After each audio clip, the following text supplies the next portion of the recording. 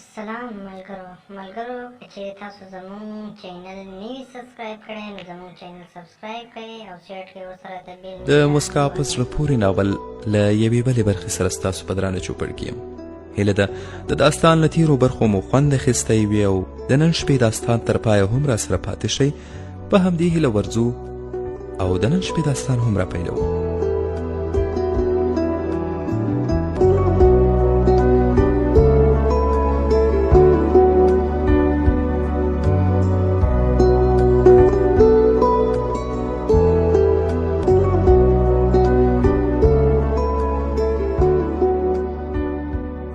مسکا یوه شیبه غلې شوه او بیا یې وویل هسې ما ویل چې لږ نور هم سره وپېژنو. ومې ویل ته دروغ وایې، خامخا دې د کومې ضروري خبرې لپاره راوښتی یم. سر یې ښکته کړ، غلې شوه. ومې ویل رښتیا ووایه څه خبره ده؟ ناڅاپه یې له خولې ووتل مینه در سره لرم.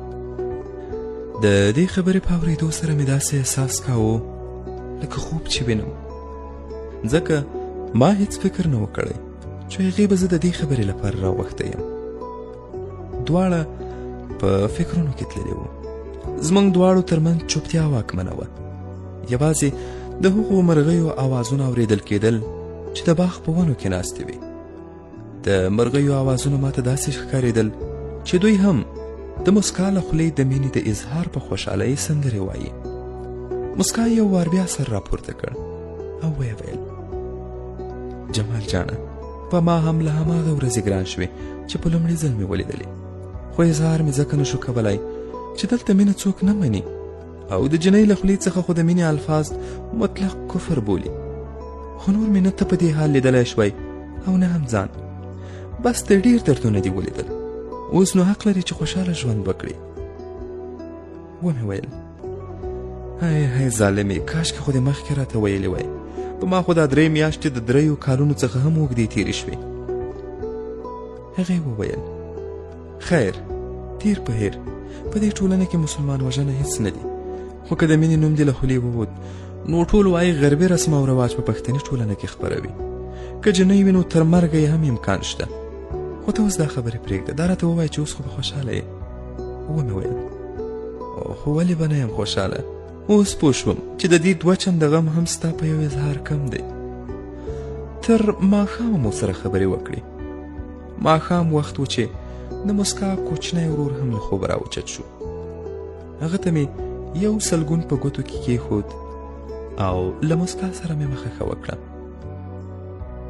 ورځې تېرېدلې، مرکز ته به ښه په مینه باندې تلم، ځکه هره ورځ به مې هغه څوک لیده چې بالاخره پوه شوم زه هم د هغې د زړه باچا یم. ما هره ورځ مسکا لیده او بله خبره دا چې اوس مو مینه 2 طرفه وه. وخت ناوخته به مو ټلیفوني خبرې هم کولې. سهار به مرکز ته تلم او مازدیګر به چې له مرکزه راوتم نو د سیند غاړې ته به لاړم. ښکلی یخ موسم و، د سیند اوبه هم د پخوا په پرتله کمې شوې وې، خو بیا هم هره ورځ دومره باران کېده چې د سیند نیمګړتیا ورپوره کړي. یوه ورځ چې ماښام د سیند له غاړې څخه کور ته روان وم، مشر ورور مې راته ډېر په غوسه و. پوښتنه مې ترې وکړه چې څه خبره ده؟ ځواب یې راکړ مخکې به د کوچني ورور، خور او ورېرونو د کوم ټکی سبق وایو، دا 3 میاشتې برابرېږي چې ټکی دې هم نه دی ورته ویلی. ولې؟ هېڅ ځواب را سره نه و.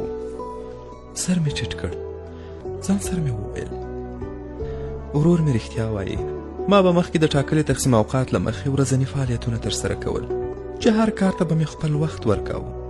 خو د مسکا مینې له ما تقسیم اوقات هیر کړی. ټول وخت یې ځان ته غوښته، ما هم څه نه شوی کولی او ټول وخت مې هم هغې ته ورکړی و. زما په ځای مې مور ځواب ورکړ خوارکی ملامت نه دی، ټوله ورځ په مرکز کې درس ورکوي، چې ماښام راستون شي دومره شمه نه وي پکې پاته چې له موږ سره کومه شیبه کښېني، نو څه به ماشومانو ته درس ورکړي. ورور مې نور څه ونه ویل. ما وویل لالا ته مه خفه کېږه، سر له سبا یې ورته انشاءالله پیلوم. په دا بله ورځ مرکز ته روان شوم. باران نه و، خو وریځو نه پرېښودل چې لمر د خپلې وړانګې پر ځمکه ولوروي. په لاره را سره مسکا یو ځای شوه. راته یې وویل چې یو څو خبرې راته لري. په خندا مې وویل ولې ونی اوس خو زما ټول وخت ستا لپاره دی وایه که نه څه مو فرمایل ویې ویل ګوره جمال جان وخت لکه د باد داسې تېرېږي خو موږ تاسې پرې نه پوهېږو د وخت په تېرېدو سره د انسان ځواني او ښکلا په پخواني حال نه پاتې کېږي نو که کېدای شي ژر دې مور زموږ کره راولېږم